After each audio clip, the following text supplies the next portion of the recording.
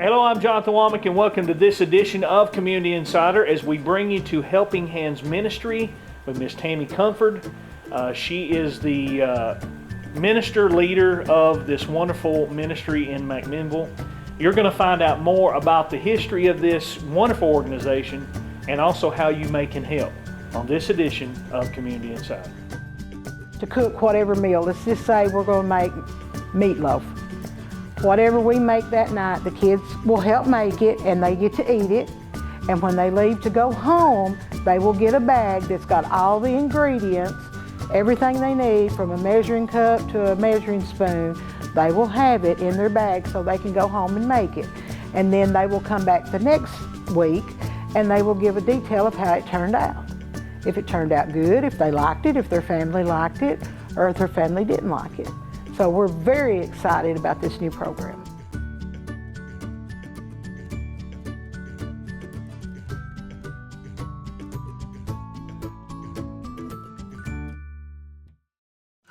This is going to be good information all the way around, because what happens is, especially in the time that we're getting into spring season, early summer season, you get into situations where there's lightning storms or storms and you just wonder, how can I be more prepared? That's what this segment is about, and that's what we're going to give you information about.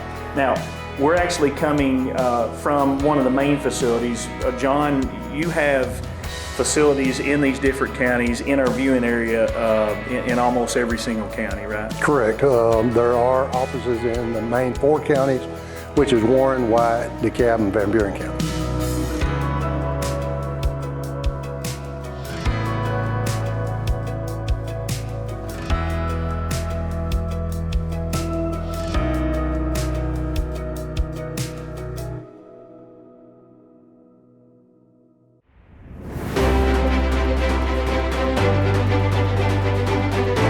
Welcome to another edition of Community Insider.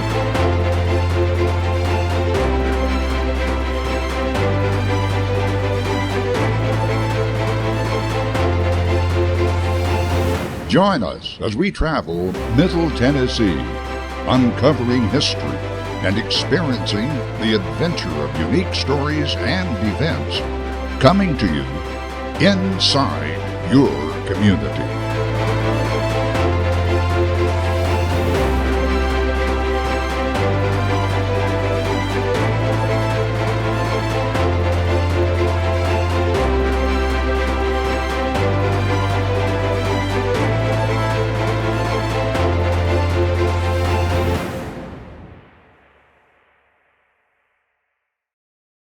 Hello, I'm Jonathan Womack. Welcome to this edition of Community Insider. We're Miss Tammy Comfort. For more than 20 years, she has reached out to the community, helped out in so many ways. I know previously, many years ago, we covered some of what her ministry was doing. Of course, as you can see in the background, and you'll see with some of the B-roll, just an incredible ministry that's happening here in McMinnville. The reason that we want to bring this to your attention is how you can help. They have a thrift store. I'll let Miss Tammy say more about that. But welcome to Community Insider, and I appreciate everything you're doing. Thank you. Ministry, true ministry, is a calling from God, and you feel like that God has put this calling on your life. You have been in this for 20 some odd years. Yes. I guess there is many people that helps you, churches, organizations. Many. So let's just get into how you got this started. Well, I don't know what to say. Okay, that's all right. That's all right. Ooh, well, I don't know what to say. When it all started, did you feel like did you see a need? Did sort of God put that in front of you? There was such a need in this community. When I first got started, I worked at A.L. Smith. Okay. And I had hurt my back and I was out of work. And there was no help for me. I couldn't get food stamps because we drove too much money. I couldn't go to the food bank because we didn't get food stamps. There was no help for us. And so I think that was a stage in my life that I had to go through to get me to where I am now, because now I have compassion for those that work, the poor, the working poor. And that's the truth. We have people that go to work every day, and on Friday they get their paycheck at 3:30, and at 5:30 it's gone. And so you saw this in your own life. This led you to coming to the place where you said, how can I help someone else? How did you get that ball rolling? Well, I just started it out of my own house. I just found families that needed help, and I would send them a gift card in the mail, or I just started it out of my own. Sometimes I would go in and I would go through my pantry and I'd take half of what I had. If I had 2 cans of beans, I put 1 can of bean in, and I just took it to whoever was in need, and that's how I got started. This is our dining room area. They come in off the street and they sign in so we can keep an accurate count of how many actually gets a meal. We have them set down and we actually cater to them. We don't make them stand in line to get a meal. We have volunteers that come in and they cook the meal, and we carry the plates to the individual and ask them if they want tea or water or milk. And we serve them at the table. We have prayer over the food before we start serving. And we always need volunteers for cleanup. We have a crew that cooks. I don't need a cook or anything like that, but I do need people that can come in and clean up, sweep, mop, do those kind of things. Show us up front here, the food bar, beautiful food bar. What happened with you getting all this? How did you get There was a restaurant that went out of business and we bought it, and it's a hot bar. We've got 2 hot bars actually. We actually don't use this one here. We use this one up here, and then we have a cold bar here that we don't actually use. We hadn't got big enough to need all that yet, but we have it ready to go. You mentioned volunteers. What's some of the areas that they can help volunteer? Well, we need volunteers on the last 2 Tuesdays of the month. We do a food ministry where we give away boxes of food. We need some hefty guys that can come and lift food. We need, well, women too. Some women can lift. I'm just not one of them, but the box weigh about 40 pounds. We give that away twice a month, the last 2 Tuesdays of the month. We always need somebody for cleanup. Nobody likes to do cleanup, so we always need somebody for cleanup. We always need somebody to help organize and sort in the store. Those are the kind of things we need volunteers for. Our soup kitchen is open on Mondays and Fridays at 11:30, and we serve a hot lunch meal, which is a meat and vegetable and bread dessert. And we have a lot of homeless that come in and just eat, and we have a lot of elderly that comes in You're and eat. located downtown. Tell us your location. We're at 216 East Main Street, right down from First National Bank.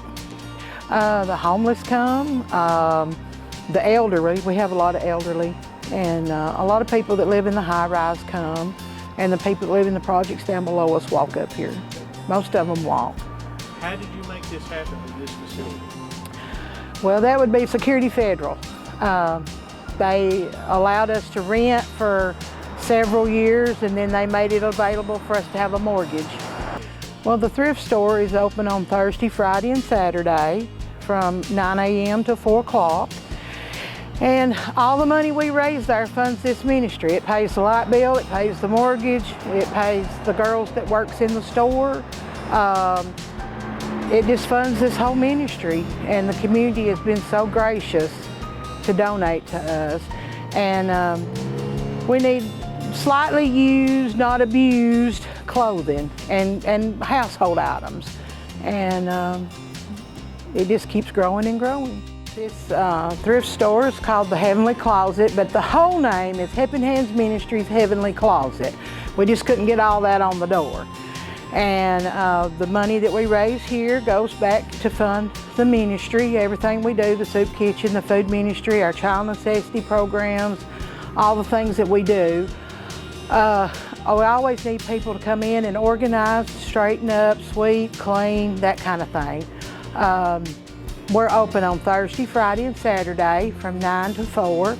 We take donations on those days, and we need lightly used, not abused clothing and items for the thrift store. We take anything besides mattresses and TVs. We just don't take those. When can people drop stuff off? They can drop stuff off by 3 o'clock, from any time from 9 to 3. Because my girls wants out of here at 4 o'clock. They're ready to roll. Okay, we offer clothes. We offer women's clothes. This is our women's section here. This is our household section here, where we have anything you can think of, from a glass to a pot and a pan. This is our men's section over here, where we have men's clothing and all kinds of knickknacks and dishes and books, movies, tons. This is our seasonal room, where we put out our seasonal stuff, our seasonal, whatever we have that's seasonal. Here's where we try to keep our lamps and our kitchen equipments, anything from a hairdryer to a iron. This is our kids' room here, where we have our children's clothing and toys and household domestics, curtains, that kind of thing. I'm excited to tell y'all about a new program that we have that we're adding to our Child Necessity program. It's going to be working through the Family Resource Center with Sharon Hardgrove. We're going to do cooking classes where we go and kids have signed up. Right now we have 14 children that have signed up for this program, and we're going to teach them how to cook. We're going to give them measuring cups, measuring spoons, whatever they need to cook whatever meal. Let's just say we're going to make meatloaf. Whatever we make that night, the kids will help make it and they get to eat it. And when they leave to go home, they will get a bag that's got all the ingredients, everything they need, from a measuring cup to a measuring spoon. They will have it in their bag so they can go home and make it. And then they will come back the next week and they will give a detail of how it turned out. If it turned out good, if they liked it, if their family liked it, or if their family didn't like it. So we're very excited about this new program. All your local programs is home to you. Community Network Productions invites you to check out our website. That's communitytvtn, all one word, .com. Also, we're on YouTube. Check out our YouTube channel on your smart TV or any mobile device, or simply just Facebook and Instagram. We'd also like to hear from you with show ideas, or if you got a question about a show. Email us at communitytvtn@gmail.com. Hello, I'm Jonathan Womack, and welcome to this edition of Community Insider as we bring you to Caney Fork Electric, and we are actually going to be talking about preparedness when it comes to outages, and we have Mr. John Chisholm, who's over, your official title, John. I'm Director of Member Services for Caney Fork Electric. And so this is basically in every single county. Correct. You cover that territory, which is a lot of customers. Correct. We have about 34,000 plus customers.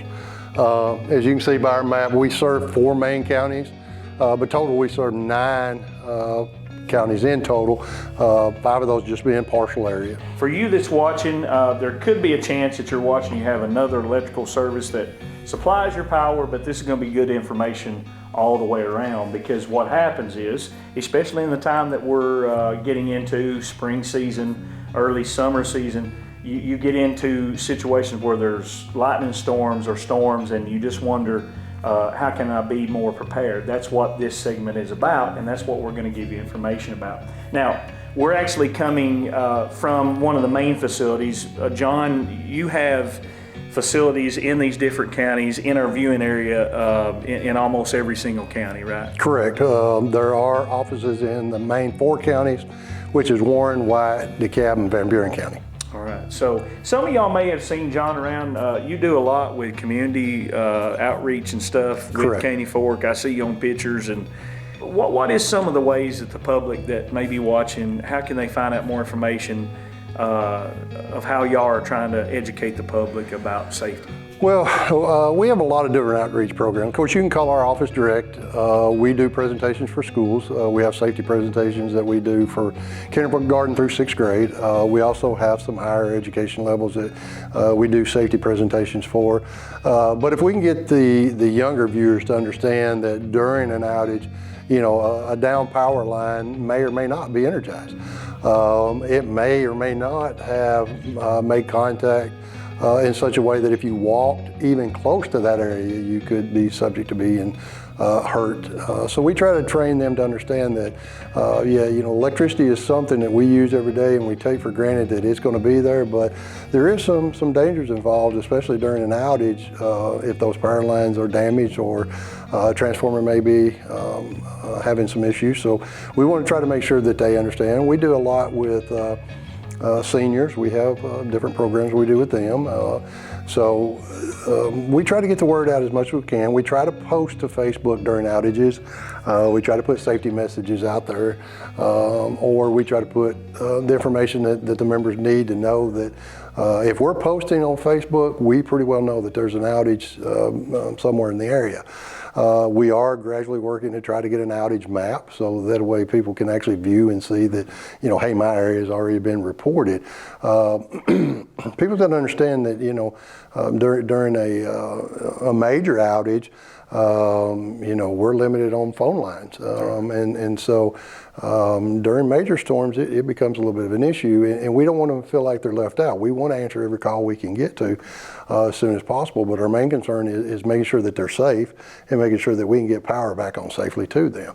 And that takes a different number of steps to get that done, especially in a large outage. And you know, it depends on how a storm comes through. It may be a storm that affects DeKalb and White and nothing in Warren and Van Buren. It could be an ice storm, since Van Buren has more mountainous range. It could be something in Spencer because of the altitude that causes more outages there than it does in the other 3 counties. So we do have outage numbers that people can call for each area. There again, most of those calls do get routed into one location if it's a large outage, but we do post that on Facebook and let people know who or what office they need to contact depending on which area they're in. Some of the things that you have to realize, you know, people do buy generators. Some do have them, and they plug them in dryer plugs. And that can actually be backfed into the system. Our guys may not be aware that you're sending power back on a line that they think are dead. So you've got to be very careful with those when you're utilizing them.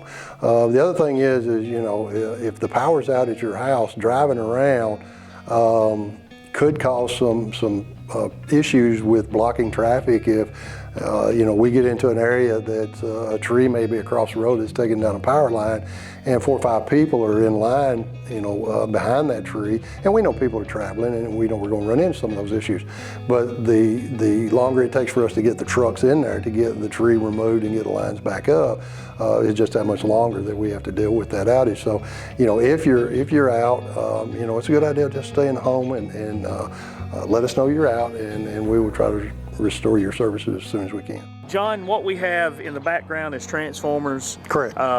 For some of us, we're not maybe sure exactly what a transformer does, but it's something that's going to be near the house, but that's one of many things that actually has to take place in order for us to turn on our lights. Correct. In the case of where we don't have lights in our house, how can we, on our side, be more prepared in case the lights go off? Well, one of the things you want to do, there again, make sure you have a flashlight.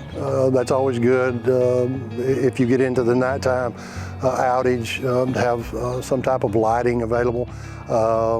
Have a radio that has a battery connection of some sort that you can hear and kind of keep yourself entertained, because I know it gets boring when you don't have the TV anymore, or the computer, or you know, whatever. So how long the cell phones will last, right? Well, and that's another question. We get a lot of times people go, hey, you know, when's my power going to come back on my cell phone? and my question is, hey, is your car out there, and do you have a car charger? Okay. You know, if your battery's getting low on your cell phone, go out and you know, use your car charger to get cell battery recharged. But make sure you have those. Other things you got to be cautious of is opening and closing the refrigerator. You know, in the summertime, when we have a lot of storm damage, a lot of people, will out of, I guess, boredom or whatever, they'll go look in the refrigerator, or they'll, open the refrigerator multiple times. The longer you can keep that closed, the longer that refrigerator will maintain a temperature in there. So if you have to get something or retrieve something out of there, try to do it quickly. But being prepared for an outage is something that we try to make sure people understand. One of our biggest things is those that are on medical electrical need. And by medical electrical need, what I mean is, if you've got an oxygen tank, or you've got a CPAP machine, or you've got something that's medically necessary to be operated by electricity, and you don't have a battery backup for that, have a generator installed in your home, even if it just does, 1 or 2 rooms in the home. That way you can continue with your medical needs and not have that interruption. We try to provide, safe, reliable, affordable electricity, but Mother Nature sometimes has a different outlook on that. And so we're kind of proud of, I think the last I seen, our outage was less than 99.9, so that's pretty good. But it can be as high as 97, but we want, or as low as 97. But we want to make sure that if you have a medical need, make sure you have that backup in place. And those that can't afford that, have another location that you may be able to go to that has that capability, so that you're not without that medical need, because we really will try to get that on as quickly as possible, but depending on the damage that we're looking at, it may take a while before we can get it back on. Of course, we talked about safety and the importance of people being able to have some things in their house. Once their lights goes off, the first steps that they need to make is what? What would be the first things? Contact us. Let us know, that your power's off. If you're not at home and you get home and your power's off and you notice your neighbor's power's off, we've probably gotten a call in that area if multiple areas or multiple homes do not have power. But please call us. We'll take that information down and make sure that, we will contact you back to make sure your power was restored. And one thing people sometimes are afraid to do, they're afraid that I don't want to get someone up, it's 3 o'clock in the morning. You have on-call 24-hour dispatchers that's ready to take those calls. Yes, and our linemen are on call. We have someone on call 365 days a year, 24/7. So they're there. They will, they know that's a part of their duties, and they do it gladly. They don't want anybody without power. So if you have just recently, we had the outage situation where TVA got low capacity. We were here Christmas Eve working because we care about the membership, want to make sure that they can enjoy the electricity they're paying for and can do it in such a manner that we can make sure that it stays on reliably for them. I think events like that we ain't never seen in history. No. December 23rd, when that all come in, made people think more about electricity, because we sometimes, just like you're watching this because of the great service of Caney Fork, we hardly ever have those outages, but buddy, when those outages come, that's the time when we usually think about it. Or when storms are coming in and we're worried about something like that. And the realization of it is TVA had made plans for it. They had went out and had purchase contracts with surrounding states that if the temperatures dipped in that low to range where they were meeting or needing more capacity, they had contracts in place. And as well as I do, normally when a storm comes in, it usually comes west to east, and it moves through, and we'll have one day a 70, the next day 7. Well, unfortunately, this one took a big wide path. It got into Florida, North Carolina, Georgia, Kentucky. All the places that TVA had contracts for were also under that same constraint that they didn't have extra power to give. And so that's part of the reason why that became an issue was, TVA had prepared itself with the understanding it would be a normal storm, that it would come, west to east and move through, but that one dipped in really wide and really deep. And those that they had contracts with were facing the same issues. Being prepared is always important on the customer side, and as you hear, they're always prepared to help us with our power outages at Caney Fort. The other thing, some of the questions that sometimes customers have, I go out, my neighbor across the road has power, I don't have power. Why is that? What are some of the things that's taking place there? Well, when you're looking at the power lines, especially if you live on a main road like the Smithville Highway or the McMinnville Highway or Highway 30, you'll see 3 spans going through, and typically we label them A, B, and C. And you may alternate. You may be on line A, your neighbor may be on B, your next neighbor may be on C, and so they kind of alternate down through there to supply power. Well, we may have trouble on the A line, and it may be miles from where you're located. And so there again, we talked about transformers. There's a lot of different things that goes into that line feeding power. There's fuses, there's breakers, there's switches, there's the transformer at the substation. There's different things that could possibly be going wrong. So you may have lost power, and B and C still have power. And so, we got to come in and figure out which one of those or what the main problem is why that line isn't generating. You may also get in a situation where your main line and your secondary line is down or having issues. Your line at your house looks fine, and you can't figure out why. You walk outside, the power line's up, there's no issue. Why do I not have power? Well, it may be 5 miles away or 6 miles away where a tree is taking out the main power line. So we've got to get that main power line fixed before we get the secondary lines. And then once we get the secondary lines fixed, then we start looking at service lines and try to figure out the issues from there.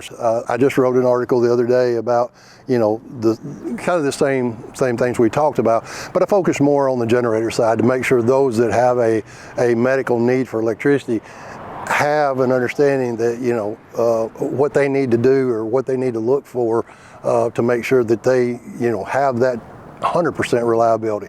If ours is out, they've got a backup plan for it. So we always try to post something in there. We post stuff on Facebook. So just like our Facebook page, we put a lot of information there. We usually post to it at least once or twice a day with different kinds of information. Anywhere from how to pay your bill, the ways that we're utilizing technology to be able to help you better. Everything. Even if you have a high bill complaint, call us. We don't want you to use unnecessary electricity.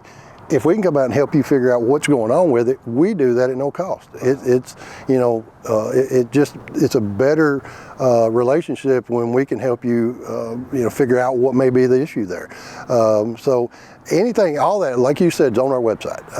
The phone numbers for all the offices are on our website, so you can contact any one of them. They'll direct you back probably to the Member Services Department, and there again, we'll be glad to go over any of our programs with you at any time.